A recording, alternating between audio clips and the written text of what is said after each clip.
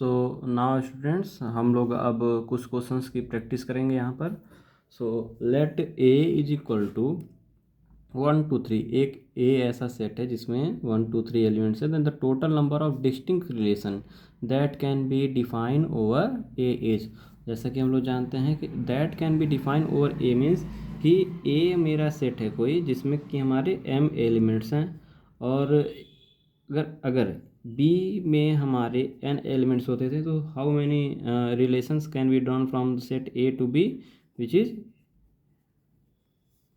relation from set A to B is 2 to the power m into n, but here the both elements are defined over A, that is हम set A से set A के बीच में ही relation define करेंगे। Therefore जो number of relations हो जाएंगे स्टूडेंट कितने हो जाएंगे, number of relations is equal to 2 to the power 3 into 3, क्योंकि खुद के सेट का खुद से ही रिलेशन बताया जा रहा है यहाँ पे, जो कि होगा 2 to the power 9 which is 512।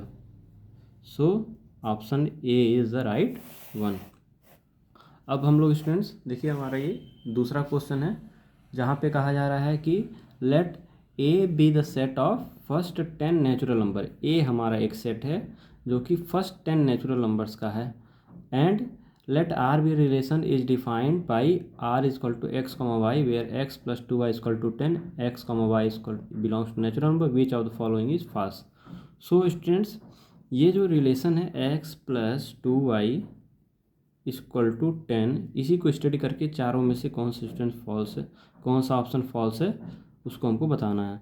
सो आप अगर इस टाइप के क्वेश्चन को आप ऑप्शन से ही करिएगा। जैसे देखिए यहाँ पे जो 2 है वो x की वैल्यू होती है, 4 जो है वो y की वैल्यू होती है। तो ये 1 by 1 पुट करके देख लीजिए कि हमारा जो रिलेशन है वो ट्रू है कि नहीं। तो x की वैल्यू अगर हम 2 पुट कर रहे हैं, y की जगह अगर हम 4 पुट कर रहे हैं तो 4 2 8 और 2 10 हो जाएगा, सेटिस्फाई कर रहा है। 4 यहाँ पे x की जगह हम 4 रखेंगे और y की जगह 2 रखें, 2 3 जा 6 4 10 हो जाएगा। 6 रखिएगा, 2 2 जा 4, 6 + 4 10 हो जाएगा। 8 रखिएगा x की जगह, y की जगह 2, 8 + 2 10। इट मीन्स दैट जो हमारा गिवन रिलेशन है वो क्या है, ट्रू है।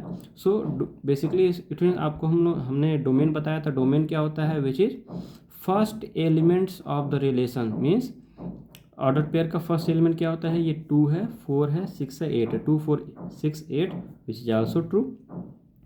और रेंज क्या होता है, second element of the relation, so 4 3 2 1, 4 3 2 1 which is also true. So यहाँ पे स्टूडेंट तीनों ऑप्शन हमारे करेक्ट हैं। क्वेश्चन में पूछा हुआ है which of the following is false, so D मतलब नन ऑफ दिस, मतलब इसमें से कोई ऑप्शन जो है वो हमारा गलत नहीं है। Okay students.